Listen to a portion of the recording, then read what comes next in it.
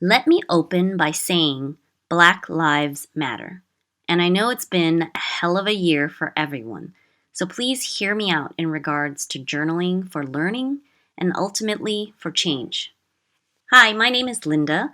I'm a graphic designer. I'm an American, born and raised. Now I'm an expat living abroad, and I'm also Chinese. I'm a cisgender woman, and I'm a mother to two mixed race kids. I know that right now, a lot of people are going through hard times. It is painful to witness what people are going through, especially in America, my home country, where my family still lives. From immigration issues to the global pandemic to racial injustice to climate change and so many other important issues today. I watch the news and I try to keep informed, but it is heavy. There is a great feeling of weight that comes with all the information. I feel it, and I understand that sometimes we all just want to tune out. I get that feeling. Seems like I can't take it anymore. And being just me, it seems like there isn't much I myself can do. But let me be an advocate for taking the time to rest and, of course, switching off to recharge when you need it. Many of us are in that privileged position. We can take a break when we need it. And it's perfectly okay to do so because you have to take care of yourself before you are able to take care of others. But I think it's also important to remember we cannot give up and we cannot become cynical. We have to keep moving forward and believe in change for the good. So, what does this all have to do with journaling and learning for change? Well, I started a new journal, born out of learning more about white privilege and the deeply rooted racial inequalities in the systems of our society. It's not just the outright racism that is so easily recognizable.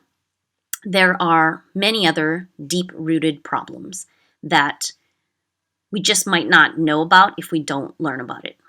So, like most people, I wanted to learn more. I wanted to be a part of the change. So, just like we did back in school, it was helpful for me to study material, to take notes. And that's what journaling is for me.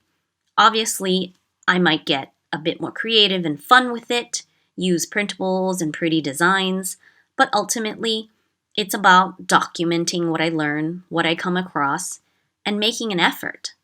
Right now, we are facing these issues, but over time, there will always be other issues to confront. And when you feel the weight of the times, just like me, I feel it, know that there are many things that you can do, even if you cannot literally go out into the front lines or join a protest in person or have $1 million to donate. If you feel something, you can do something about it. You can make it a habit to call people out, to speak for justice, to declare it. It makes sense that the people you surround yourself with are those who have your same core values about life, liberty, and the pursuit of happiness. And I know it's not easy, but it's important. I have to strive to keep my mind open, to continue to learn, and to show my children by example. I have been reading books, watching films, listening to people I trust, and documenting, taking notes in my journal.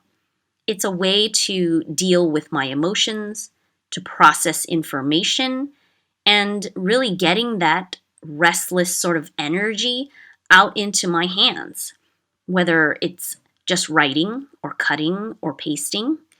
Journaling can really give you a release, and it can serve to organize your thoughts as well. Whether you want to just journal straight out, writing out your thoughts, or if you want to paint or draw something or collage something. Try letting out all your feelings. Let it flow out onto the pages. So that's why I wanted to talk about journaling and learning that will ultimately lead to change. Because little actions every day, it really adds up over time. You might not be able to do a lot. It might seem like that right now, especially for those of us that are far away. But today you might be able to sign a petition. Tomorrow, maybe voice your opinion. And the next day, maybe you can donate a couple of dollars or write a letter. Other times, you can cheer on your allies and people you support who are in the trenches doing good work. Just do whatever you can. And whatever it is you can do, know that it is enough. I don't like the shaming that has been going around. Again, I know a lot of people are going through hard times, and when we are dealing with our own issues, everything else does get pushed aside. It might only be for a certain chapter of their lives. At some point, know that you can always come back around and contribute what you can. Just don't give up and don't feel so overwhelmed that you think it's pointless to even try, because I have felt on the edge of that at times. So remember not to judge people because you don't really know what is going on behind the scenes, what they're doing, or what they are contributing, or how they are grappling with the issues at hand. It just might not be public.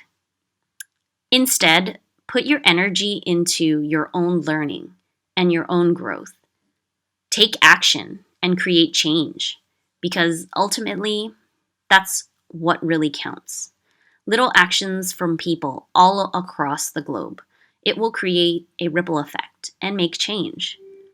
So those are my thoughts on journaling, on learning, and on changing. I just wanted to share a peek into this new journal of mine. I will link everything down below if you see anything that you would also like to look further into in terms of the printables and designs that you see. And on a final note, when things seem pretty bad, the harsh reality is that they can get even worse. But at the same time, things can also get better. So take action, nudge yourself in the right direction, because you can make a difference in the outcome. I hope for the best, and I hope you do too. Until next time, bye-bye.